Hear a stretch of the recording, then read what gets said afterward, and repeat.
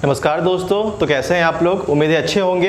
तो आपका फिर से स्वागत है हमारी केमिस्ट्री के कारवा में, क्योंकि आज ये कारवा कुछ और आगे बढ़ने वाला है। हम बायोमोलिक्यूल्स पढ़ रहे हैं और बायोमोलिक्यूल्स में हमने क्या पढ़ लिया है, कार्बोहाइड्रेट के एविडेंसेस पढ़ लिए हैं, फंक्शन पढ़ लिए हैं, ग्लाइकोजन पढ़ लिया है, इंपॉर्टेंस ऑफ कार्बोहाइड्रेट पढ़ लिया है। उसके बाद एक और सबसे मोस्ट इंपॉर्टेंट जो बायोमोलिक्यूल है वो होता है हमारा प्रोटीन्स। क्या होता है? प्रोटीन्स, जिसके बारे में आज हम एकदम स्क्रैच से पढ़ने वाले हैं, एकदम शुरुआत से पढ़ने वाले हैं। जितने भी आपके कंसेप्ट हैं प्रोटीन के वो सारे मैं क्लियर कर दूंगा, अगर आप मैथ बैकग्राउंड के भी होंगे। ठीक है, तो आज आपको क्या करना है, अगर आप जी मेंस भी देने वाले हैं तो ये चैप्टर से आपके क्वेश्चन केमिस्ट्री में पूछे जाते हैं। लेकिन बच्चे क्या होते हैं इस चैप्टर में उतने अच्छे नहीं होते, क्योंकि उनका बैकग्राउंड बायोलॉजी का नहीं होता। वो ये जो पोर्सन होता है उसको वो स्किप कर देते हैं। लेकिन आज मैं करने वाला हूँ, आज आपको एकदम शुरुआत से पढ़ाने वाला हूँ। प्रोटीन की हर एक बेसिक जितनी भी चीज़ें होती हैं वो आपको सब बताऊंगा और आपके कंसेप्ट आज एकदम क्लियर हो जाएंगे। तो आइए शुरू करते हैं। तो सबसे पहले जो हमारा वर्ड है वो प्रोटीन है। ठीक है, तो प्रोटीन का मतलब समझना कि एक्चुअली होता क्या है। बेसिकली प्रोटीन क्या होता है, ये होता है का पॉलीमर होता है।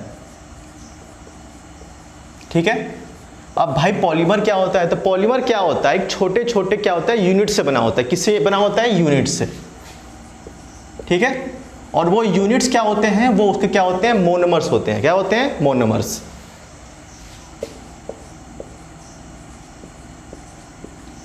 ठीक है, अब ये मोनोमर्स क्या होते हैं, आपस में केमिकली क्या होते हैं, अटैच होते जाते हैं। और कैसे अटैच होते हैं मैं आपको बताऊंगा, कौन सा बॉन्ड बनता है मैं यही बताऊंगा। बस आपको यहाँ पे ये ध्यान में रखना है कि प्रोटीन क्या है, एक पॉलीमर है।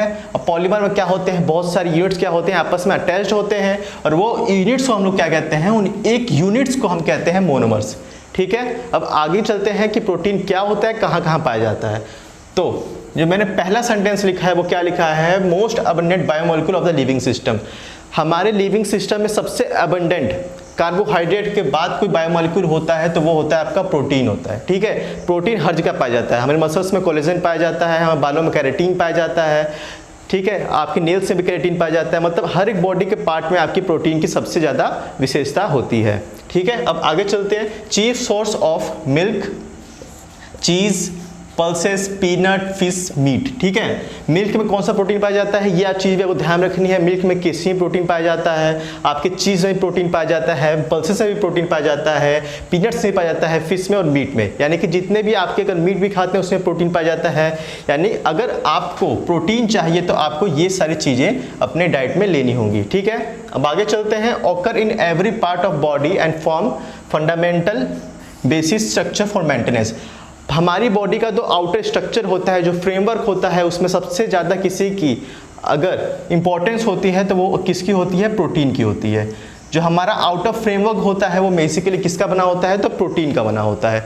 मैंने आपको पहले बता दिया, हमारे नेल्स से लेके हमारे बाल सब क्या होते हैं, प्रोटीन के बने होते हैं। ठीक है, अब आगे चलते हैं। डिराइव्ड फ्रॉम ग्रीक वर्ड प्रोटियोज, और ये किससे, जो प्रोटीन वर्ड है वो एक ग्रीक वर्ड से बना हुआ है जो है आपका प्रोटियोज। प्रोटियोज का जो प्राइमरी मीनिंग होती है वो क्या होती है, आपकी प्राइम और प्राइम इंपॉर्टेंस। और प्राइम इंपॉर्टेंस मतलब आप जानते ही हैं सबसे ज़्यादा इंपॉर्टेंस रखने वाला मॉलिक्यूल कोई है हमारी बॉडी के अंदर तो क्या है, आपका प्रोटीन है। चलिए और आगे चलते हैं। All proteins are polymer. मैंने आपको पहले ही बता दिया कि प्रोटीन्स क्या होते हैं, पॉलीमर होते हैं। अब किसके पॉलीमर होते हैं, तो आपके अल्फा एमाइनो एसिड्स के होते हैं।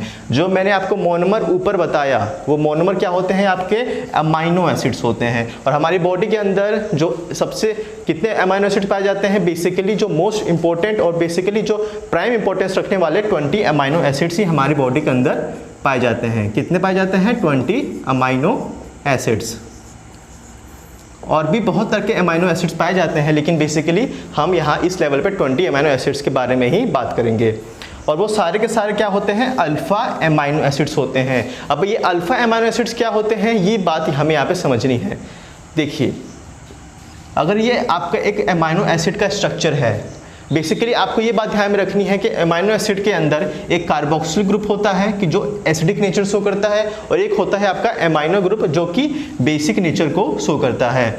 अब बात आपको यहाँ पे ये ध्यान रखनी है कि आपके साथ जिससे ये दोनों ग्रुप आपस में जुड़े होंगे, मतलब जब एक ही कार्बन से ये दोनों ग्रुप आपस में जुड़े होंगे और उसके साइड में एक एल्किल ग्रुप होगा, तो ये जो कार्बन होगा वो हो जाएगा आपका अल्फा।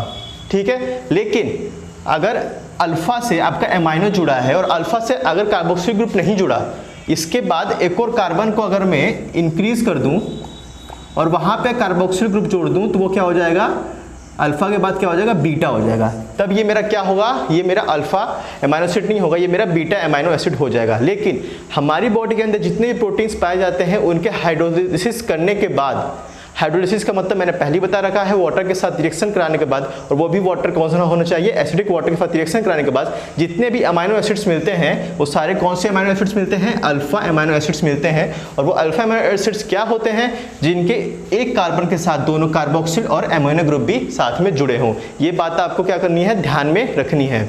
बेसिकली आपके अल्फा अमाइनो एसिड्स भी होते हैं, बीटा भी होते हैं, गामा भी होते हैं, डेल्टा भी होते हैं और बहुत तरह के होते हैं, लेकिन हमें यहाँ पे इस लेवल पे बस अल्फा अमाइनो एसिड्स के बारे में ही पढ़ना है। अब चलते हैं, अमाइनो एसिड्स के दो नेचर होते हैं। कौन कौन से, एक इसेंशियल अमाइनो एसिड्स होते हैं, एक आपके नॉन इसेंशियल अमाइनो एसिड्स होते हैं। यहाँ पे क्या होते हैं, बहुत लोग कंफ्यूज होते हैं इसेंशियल और नॉन इसेंशियल में। आपको ये बात यहाँ पे ध्यान रखनी है, इसेंशियल मतलब कि हमारे लिए क्या है, बहुत ज़रूरी है, और ज़रूरी है मतलब हमारे पास नहीं है। कोई चीज़ की ज़रूरत हमें तब पड़ती है जब वो हमारे पास नहीं होती है, ये आपको बात ध्यान में रखनी है। तो जो अमाइनो एसिड्स आपके बॉडी के अंदर फॉर्म नहीं होते हैं वो क्या होते हैं, आपके इसेंशियल अमाइनो एसिड्स होते हैं। और अभी तो मैंने बस 2 एग्जाम्पल लिखे हैं, नेक्स्ट वीडियो में मैं सारे एग्जाम्पल्स लिखूंगा और आपके लिए एक ट्रिक बताऊंगा सारे अमाइनो एसिड्स को अच्छे से याद करने के लिए, और उनके अंदर कौन से एक्सटर्नल, कौन से आपके फंक्शनल ग्रुप जुड़े होते हैं। तो बस आपको यहाँ पे ये ध्यान में रखना है कि इसेंशियल मतलब क्या होता है, कि जो हमारे पास नहीं है, जिसकी ज़रूरत है, और जो हमारी बॉडी के अंदर फॉर्म नहीं होता है। और 2 एग्जाम्पल आपको याद रखने हैं, वैलिन और ल्यूसीन। ठीक है, अब आते बढ़ते हैं नॉन इसेंशियल अमाइनो एसिड्स की तरफ। नॉन इसेंशियल अमाइनो एसिड्स वो होते हैं जिनकी ज़रूरत हमें नहीं होती, और जिनकी ज़रूरत हमें तब नहीं होती जब हमारे पास पहले से ही होते हैं। तो पहले से ही हमारे पास क्या क्या है, जो हमारी ज़रूरत की चीज़ें, तो वो चीज़ें हमारी बॉडी के अंदर फॉर्म होती हैं। नॉन इसेंशियल क्या होते हैं, हमारी बॉडी के अंदर फॉर्म होते हैं, इसीलिए हमें उनकी ज़रूरत नहीं होती। जिसके 2 एग्जाम्पल हैं आपके ग्लाइसिन और एलानिन। तो आज के लिए बस इतना ही, और नेक्स्ट वीडियो में हम क्या पढ़ने वाले हैं, सारे अमाइनो एसिड्स के बारे में पढ़ने वाले हैं, इनके टाइप्स के बारे में पढ़ने वाले हैं, बेसिक, एसिडिक, न्यूट्रल, ये सारे अमाइनो एसिड्स के बारे में पढ़ने वाले हैं, किस रिलेटिव स्ट्रेंथ पे, आइसोइलेक्ट्रिक पॉइंट के बारे में पढ़ने वाले हैं, ज्यूटर आयन के बारे में पढ़ने वाले हैं। तो आगे की वीडियो काफ़ी रोमांचक होने वाली है। तो आपको क्या करना है, हम लोग के साथ अगली वीडियो में भी जुड़े रहना है। तो बस आज के लिए इतना ही, और ये वीडियो आपको अच्छी लगे तो लाइक कीजिए, सब्सक्राइब कीजिए और शेयर जरूर कीजिएगा। Have a good day.